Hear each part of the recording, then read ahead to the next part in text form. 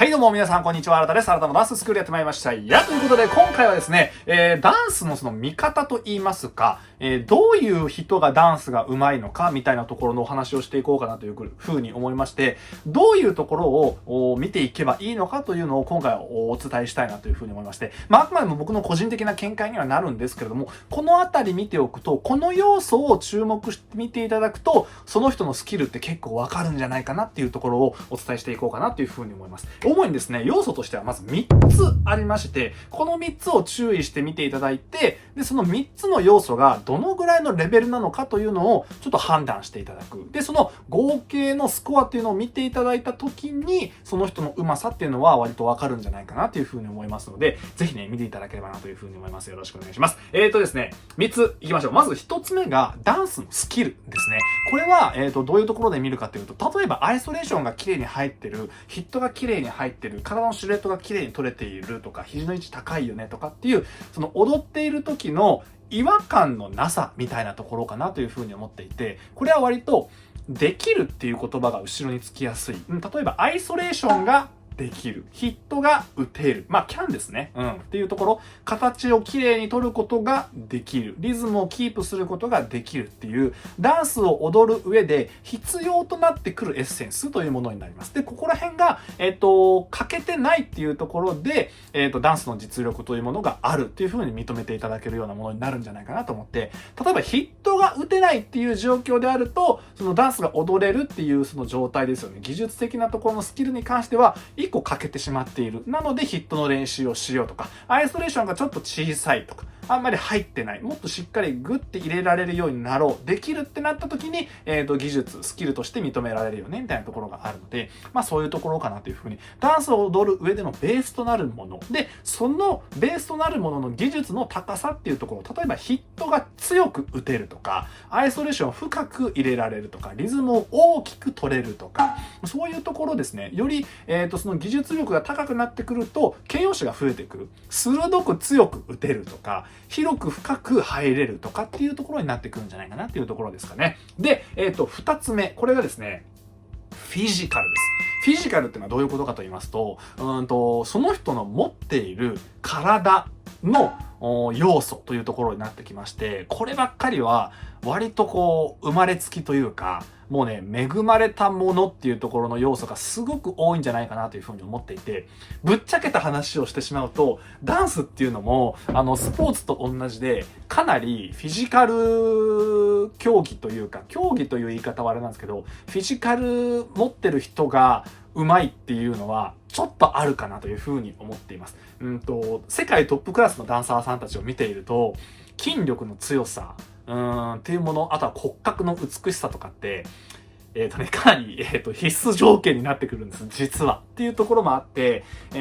まず、骨がしっかりしている、肩幅が広いとか、手足が長い、顔が小さいっていう、身長が高いとかもそうですかね。は、割とダンスを踊っていく上で重要なものになってくるんじゃないかなっていうところがあります。で、さらに、筋力の強さ。その、マッスル、力、もっこりっていうんじゃなくて、その、筋力の繊維がもともと強いかどうかっていうのがあるんですよ。筋肉って側筋と遅筋というものに分かれていて、短距離走型の人か長距離走型の人かっていうイメージをちょっと持っていただきたいんですね。で、短距離走型の人っていうのは瞬発的に力をぐんと出すことができるので、どちらかというと、例えば腕相撲が強いとか、筋トレした時に筋肉すごくつきやすいとか、で、遅筋の場合の人がですね、長距離型ですね、筋肉あんまりつきやすくないというか、割と筋トレしてても細身のままみたいな、バルクアップして森っていう人よりかは、綺麗にな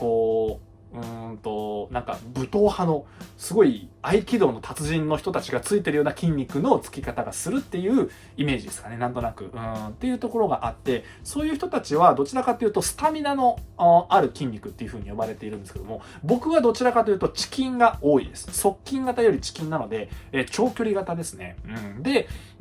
スタミナ結構ある方だなという風に思ってるんですが、力仕事、例えば重たいものスッて持てるとか、腕相撲勝てるとかっていう風になると、そういうね、パワープレイになると僕ね、あんまり勝てないんですよ。っていうところがあって、そういう特徴を持ってる。できれば、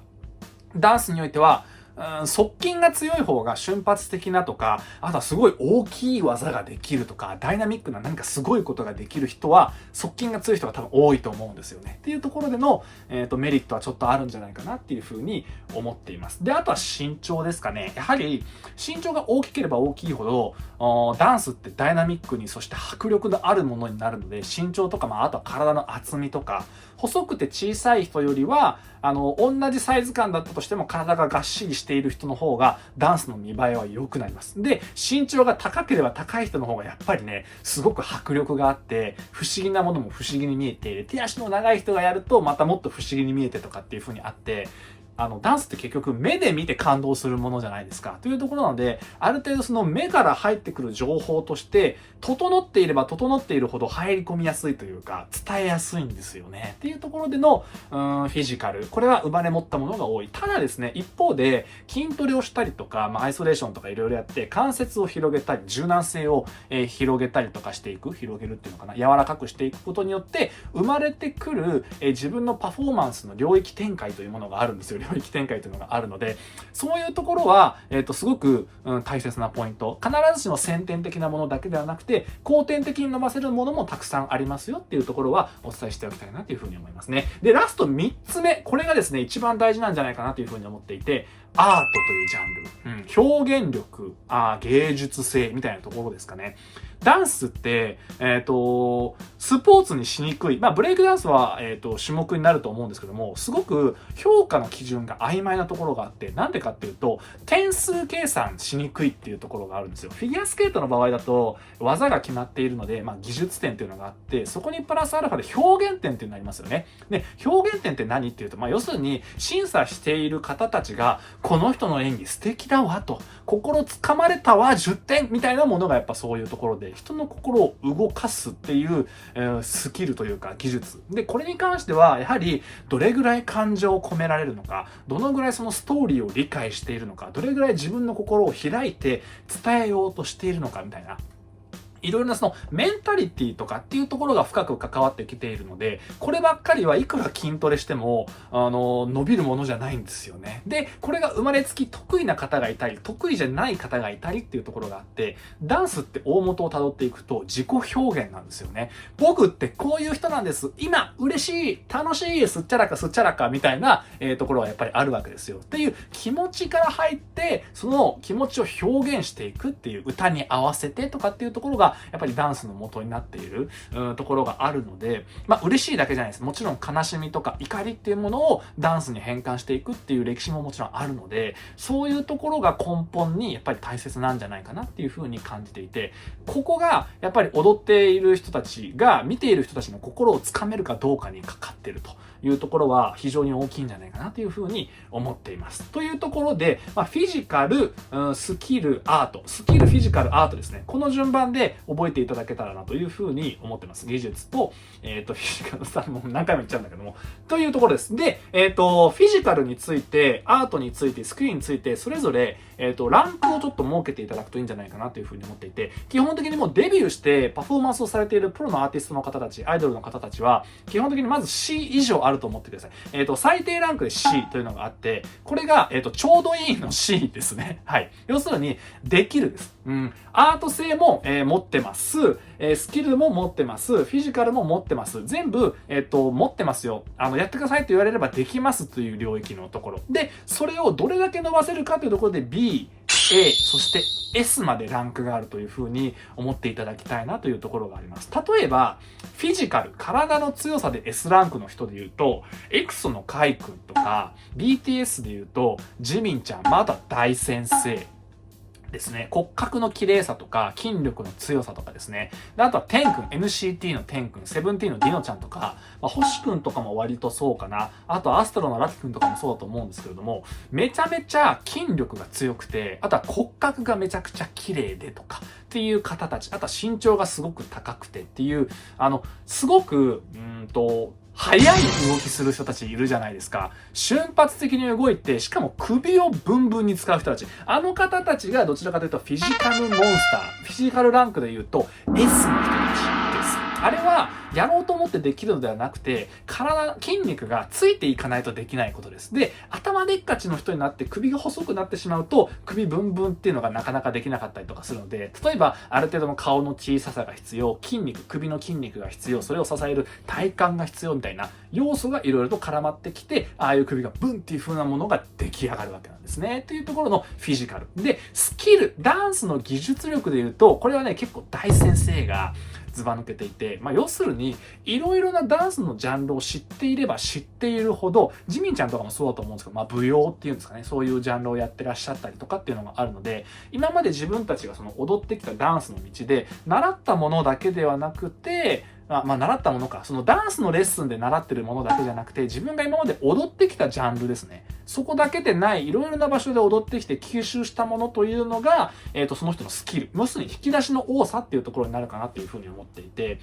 ヒットをスパンって打てる人って、じゃあ、K-POP 界にね、J-POP 界にどれぐらいいるのっていうと、全員が全員綺麗に打てるわけじゃないと思うんですよ。で、そこっていうのはやっぱりポップっていうジャンルの、レッスンとか基礎の練習をどれぐらい積んだかっていうところになると思うので、そういう下地ですね。ダンスにおける様々な下地をどれぐらい持ってますかっていうところになってくると思うんですけど、ディノちゃんとかも割とそうなのかな。